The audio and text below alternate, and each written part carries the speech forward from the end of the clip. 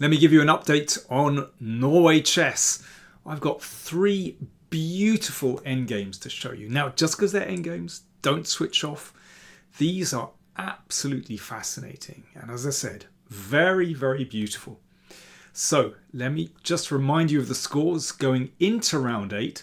So Wesley So out in the lead with 12.5. Firouzja 10. Carlsen, Keymer, Pragg on 9. And then Gukesh on 8. So it's all bunching up. Let's take a look and see what happened. The first game I'd like to look at is between Wesley So playing white and Vincent Keymer. Now this is actually the Armageddon game. Wesley took no chances in the classical game. It was a pretty solid draw. He obviously fancied his chances in the Armageddon. You know, he's a very good rapid player and blitz player as well. But with white, of course, you have to go for the win. Now, if anyone's better in this position, it is white. Bishop against knight, fairly open board, equal pawns, pretty active rook. But it's black's move. Of course, rook check is a threat. And I think if knight d6 is played, then black has pretty good chances to hold. It's still not so clear. As I said, bishop is certainly stronger than knight in these kind of positions. But Keymer decided to exchange rooks. Now that is a very risky way to play. After this, there's very little margin for error. You might recall from the Siegerman tournament, a game between Carlsen and Edomush, which also had bishop against knight and with pawns on both sides of the board. So Wesley exchanged and took on f6. Well, of course, pawn takes pawn, bishop takes pawn, and white is a pawn up. But here's Vincent's very clever idea, g5. So he's starting to get counterplay with these pawns, maybe fixing these. And then he's going to bring the king up and then collect that pawn on f6. But that's very ambitious. And in the meantime, white's king comes forward. Now, the computer says that knight e4 is still equal. This is very complicated and involves some crazy knight tour on the king side. So it's a strange move, basically. Keymer played the normal king f7. But after king d3, he's actually already in trouble. So the king comes forward. Now a4, very good move. So white needs to fix these pawns and then bring the king in, just like the Carlsen Edomush game actually.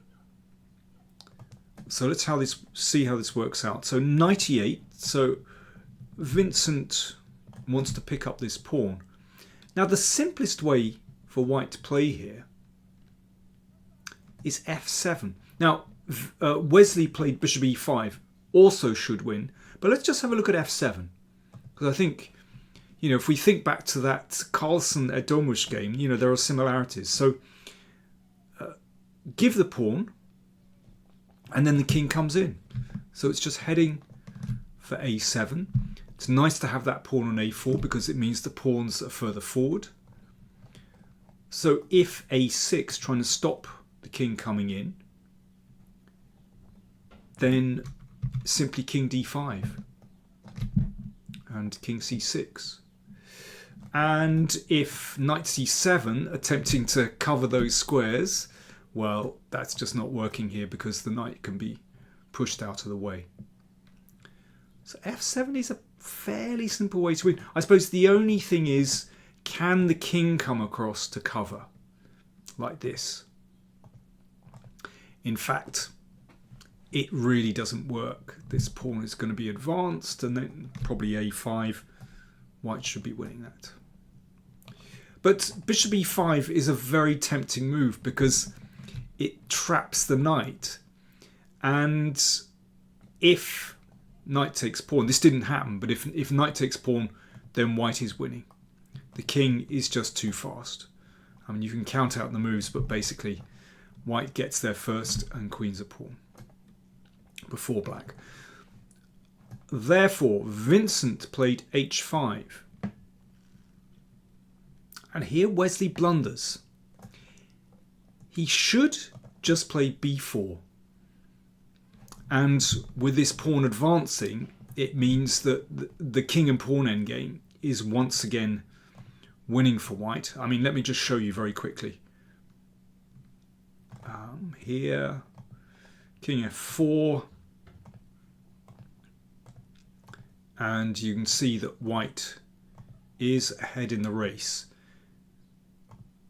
You see how it helped to push that b pawn. So the key move there is b4. But Wesley played king d4, which looks good, but actually after knight takes, black is holding this endgame. Now it's all down to tempi, who gets there quicker, and of course, you know, this is essentially a blitz game, this Armageddon game. When you're short of time, it's impossible to calculate these long variations, or at least very difficult. So the game went like this. King c4. Both sides dashed their king in.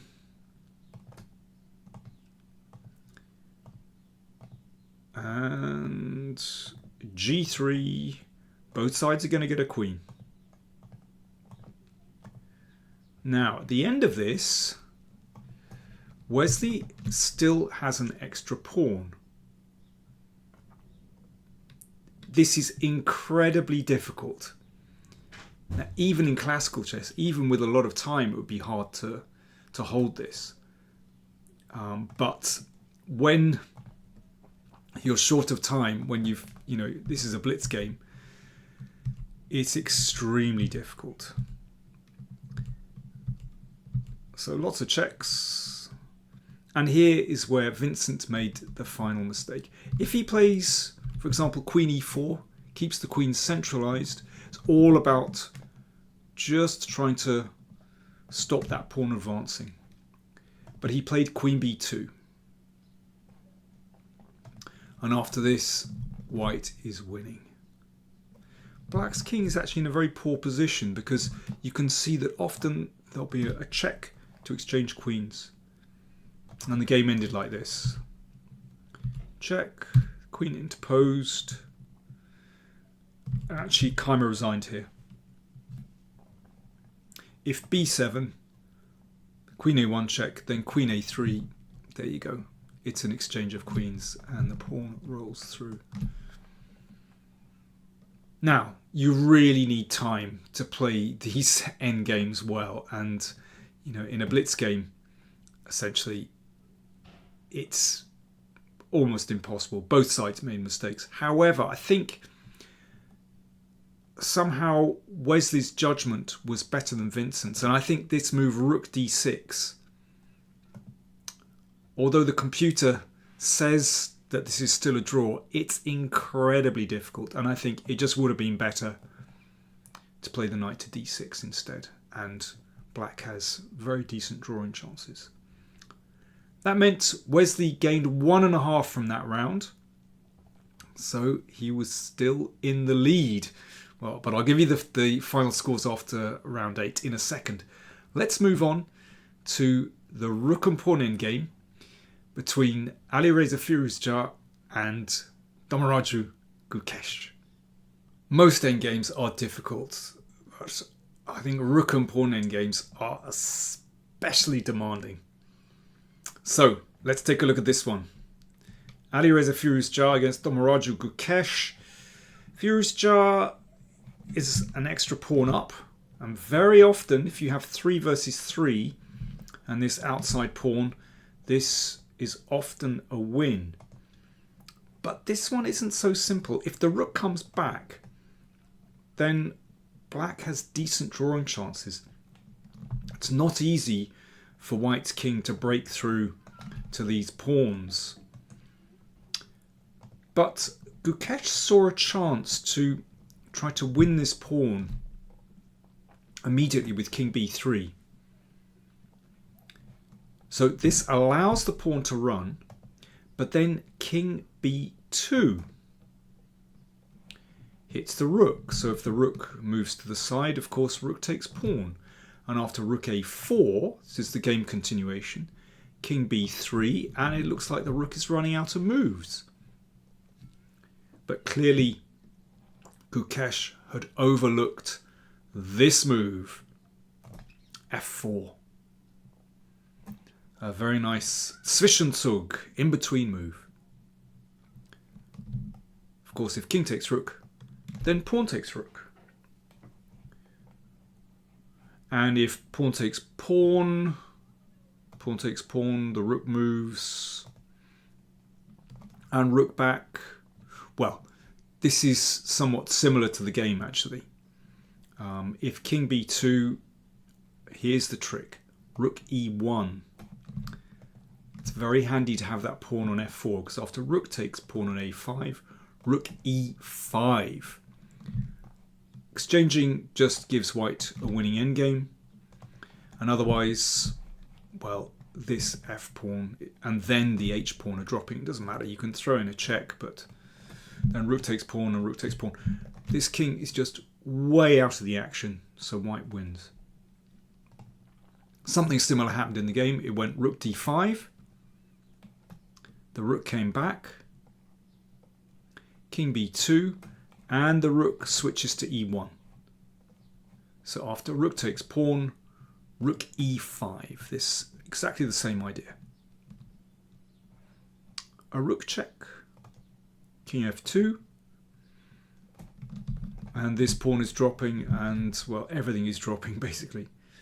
King c3. Now it is possible to play rook takes pawn on f5, but Firouzja decided to take on g5.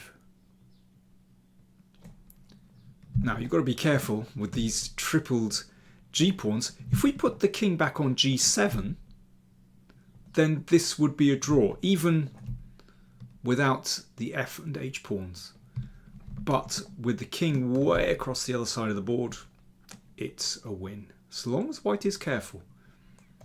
So rook takes f5, king e4. This is a crucial moment in the game. Just have a think. Well, maybe this is a think and drink moment. Let's do it. Where would you play the rook in this position? White to play. You have a think, I'll have a drink. Cheers. Do you want to improve your chess? Get access to live masterclasses with yours truly? Then subscribe to patreon.com/PowerPlayChess, and for just $25 a month, you get a newsletter with a test game, calculation puzzles, a monthly opening survey, access to an archive with over 100 opening surveys. And you can join in live masterclasses exclusive to patrons, where you can ask me questions directly over Zoom. All for only $25 per month. Do subscribe to patreon.com/PowerPlayChess and join the club. The rook has to move, but which way do you keep cutting off the king? Do you cut the king off on the 5th rank, or do you cut the king off on the f-file? This is the dilemma. If you play rook f8, which looks plausible, that's actually a mistake. Black's rook comes back to a5, and if g6, then rook g5, and the king can rejoin the fray if that's defended. Yeah, if rook f4, check here. Now you can try and spin the king round, but actually this is fine. Rook g5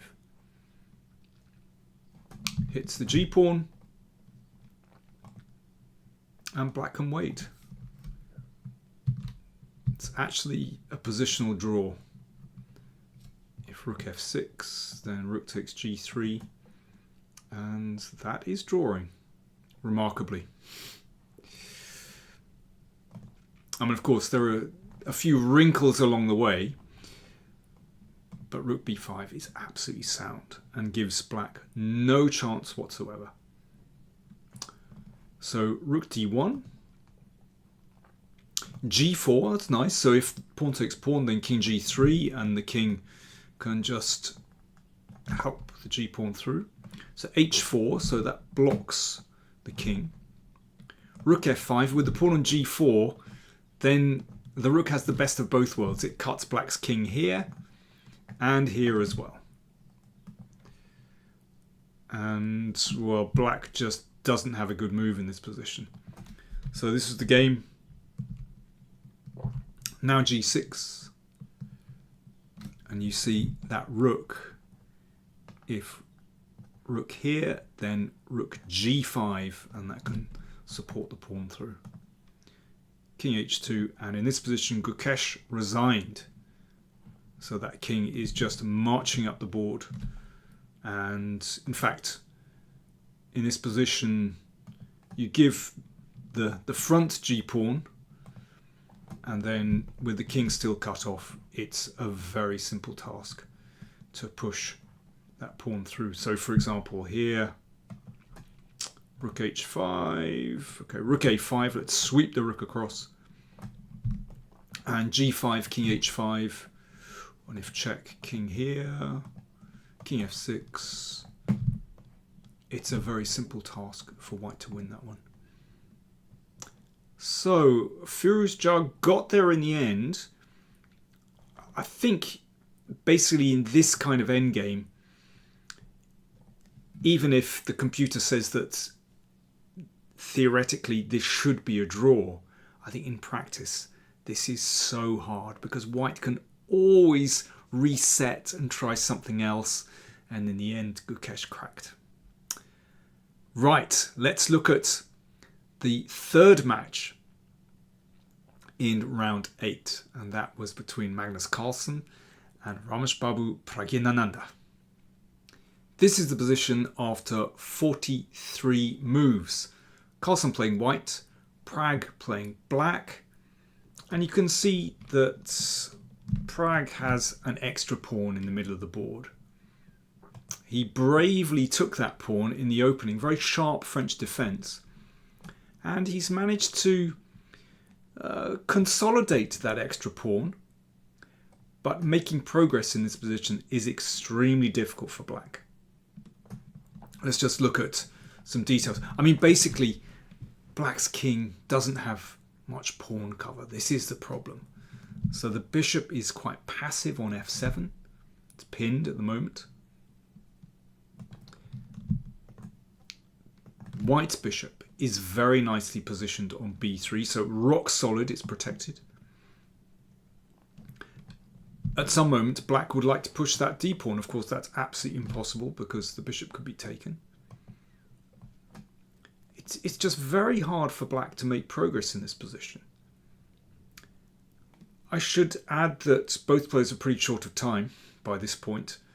You know, they get 10 seconds increment with each move, but that's not a lot with, you know, in a complex endgame. Now I think Carlsen made an inaccuracy here, not fatal, but I think his best policy is to wait along the 7th rank with the queen. So for example, queen d7, queen a7 is also possible, but just maintaining the pin, so that just restricts the bishop. But he played queen d6. Now the queen is actively placed on d6, looks at this pawn, also looks at the d pawn, and, you know, given half a chance, would like to deliver some checks against the king. But it gives black just a little bit of a chance after queen d4 check. King e2. I think the safest is probably to leave the king near to these pawns, but Carlsen goes on a little bit of an adventure, and this is incredibly risky. He plays king d3. I think he was harbouring the hope of even playing for a win here. I think he was looking in some way perhaps to exchange queens, and even though he's a pawn down, it could be possible for white to be better if this pawn can be taken, for example, or the d pawn. I think that was in Carlsen's mind. But after this move, with two pieces attacking the king, now it's getting critical. You see, it would have been much safer to just maintain that pin. So king e3, queen c3 check. Now there's a counterintuitive move here that saves white. Carlsen instinctively played the king to a dark square. In fact, he should play the king to a light square, even though it allows a check with the bishop. And after bishop d3 check, the move is king d1, and white survives. That bishop is actually very handy, controlling c2, and black can't make progress there. But when you're short of time, you go on instinct, you can't calculate properly. So he avoided the light square and played king f4. And at this point, he's lost. And this was very impressive. Pragg found the way to win, even though he had very little time on the clock. Check. King goes back. Queen d3 check. This is very nice. So if king f4, queen e4 is mate. And after king f2, queen d2 check. And here Carlsen resigned. Okay, let's just check white. So if the king moves up, bishop e4 is a nice crossfire. Very nice. And if the king goes back, check. You can see that the bishop and the queen are a deadly duo. For example, queen h1. There are other checkmates, but that's basically it. Wow, what a mistake of Carlsen to allow that bishop into the game. So another classical loss by Magnus Carlsen. He's bouncing all over the place at the moment. So let's take a look at the scores after round 8. Out in front, Wesley So on 14. So he scored 1.5 in that win over Keymer in the Armageddon. Firouzja 13, Pragg 12 and Keymer 10. I mean, realistically, with just 2 rounds to go, probably it's just the top 3 that are in contention for first place. But you never know. With this scoring system, with 3 points for a classical win, well, in fact, any of the players in the tournament can still win. Crucial game coming up is Wesley So against Magnus Carlsen. We look forward to that one. I think it's actually in round 9. I'll report back.